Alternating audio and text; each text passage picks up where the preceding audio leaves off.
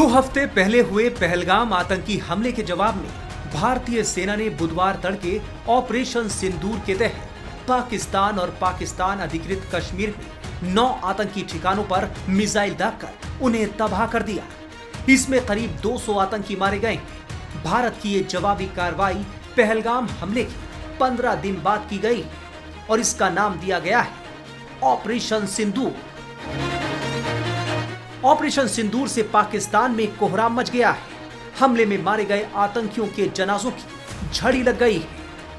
PoK में मुजफ्फराबाद स्थित लश्कर के सवाई नाला ट्रेनिंग सेंटर को सबसे पहले निशाना बनाया गया। बहावलपुर में हुए हमले में जैश का हेडक्वार्टर नेस्तनाबूद कर दिया गया।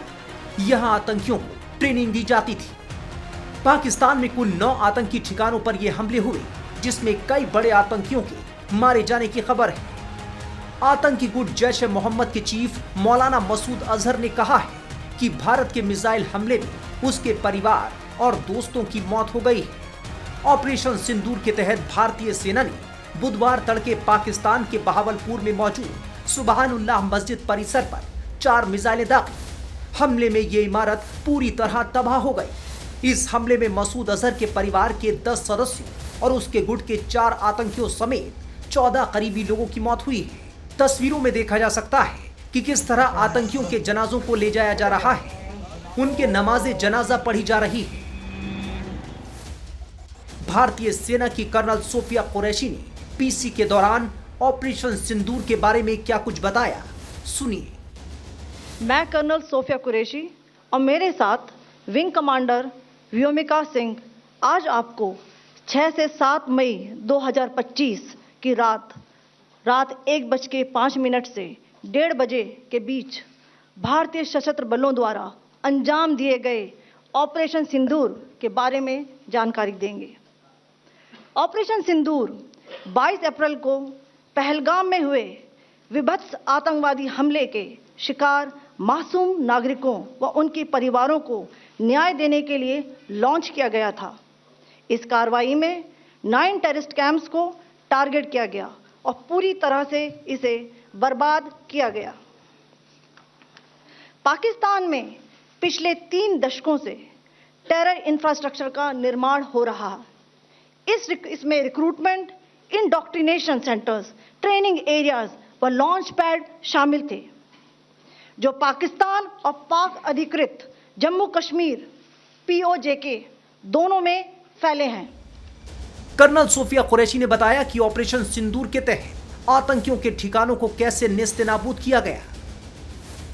इन लक्ष्यों का चयन विश्वसनीय इंटेलिजेंस सूचनाओं के आधार पर हुआ, ताकि आतंक गतिविधियों की रीढ़ तोड़ी जा सके और यह खास ध्यान दिया गया कि निर्दोष नागरिकों और सिविलियन इंस्टॉलेशन को नुकसान न पहुंचे।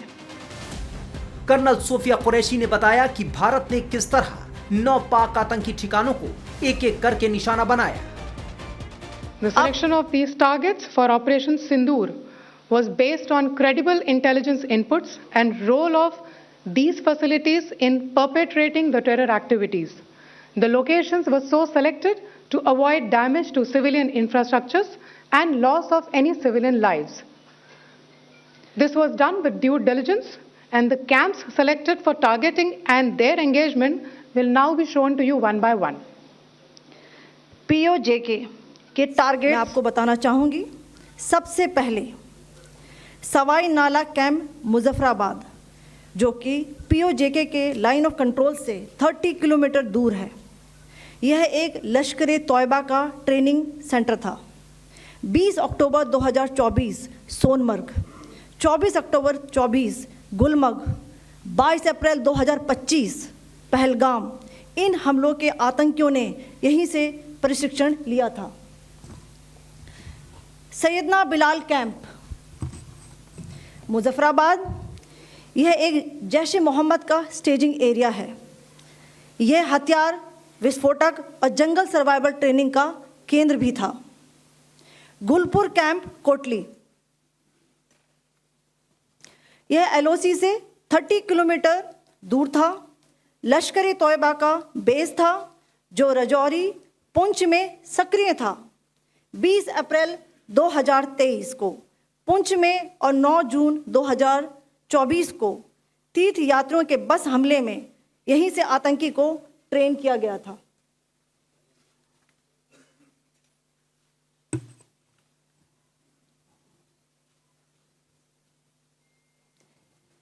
बरनाला कैंप बिम्बर, ये एलओसी से 9 किलोमीटर दूर है।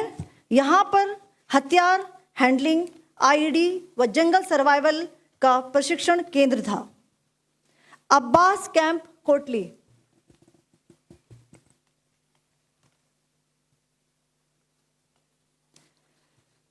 यह एलओसी से 13 किलोमीटर दूर है। लश्कर तौयबा का फिदाइन यहाँ तैयार होता था। इसकी कैपेसिटी 15 टेररिस्ट को ट्रेन करने की थी।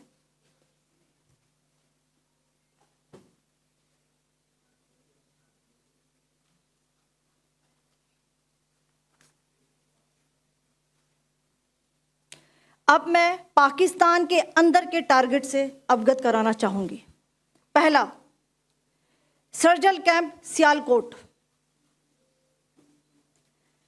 यह अंतर्राष्ट्रीय सीमा से 6 किलोमीटर की दूरी पर है, सांबा कठुआ के सामने।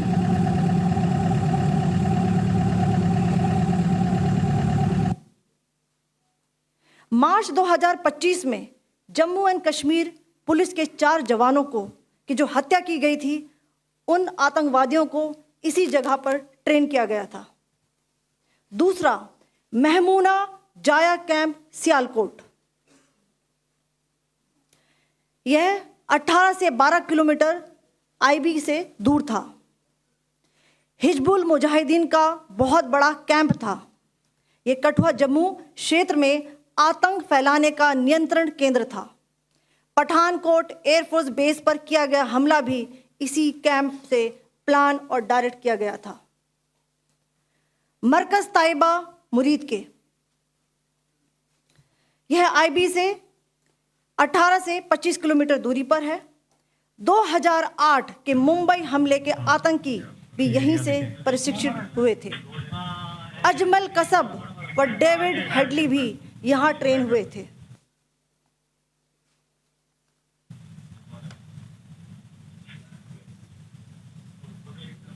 आगे दूसरा आया।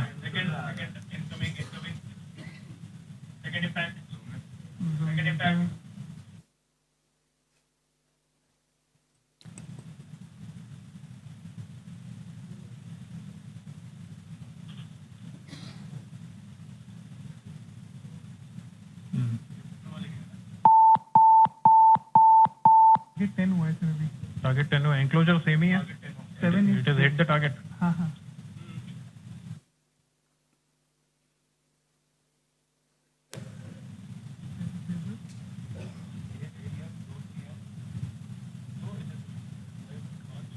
आ गया सर इम्पैक्ट।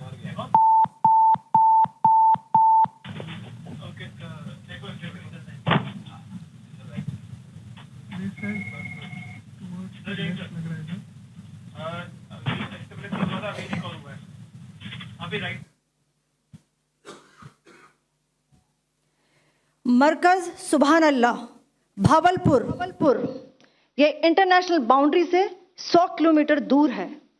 जैश ए मोहम्मद का मुख्यालय था। यहाँ पर रिक्रूटमेंट, ट्रेनिंग व इंडॉक्ट्रिनेशन का केंद्र भी था। शीर्ष आतंकी अक्सर यहाँ आते थे।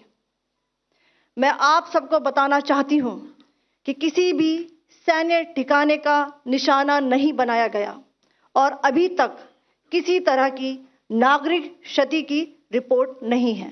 धन्यवाद। जय हिंद। भारत ने पीओके में जिन 9 जगहों पर पाकिस्तान के ठिकानों पर हमले किए हैं, उनके नाम हैं बहावलपुर, मुरीदके, गुलपुर, भिम्बर, चकमरू, बाग, कोटली, सियालकोट और मुजफ्फराबाद। ये वो ठिकाने हैं जहां आतंकियों के ठिकाने थे।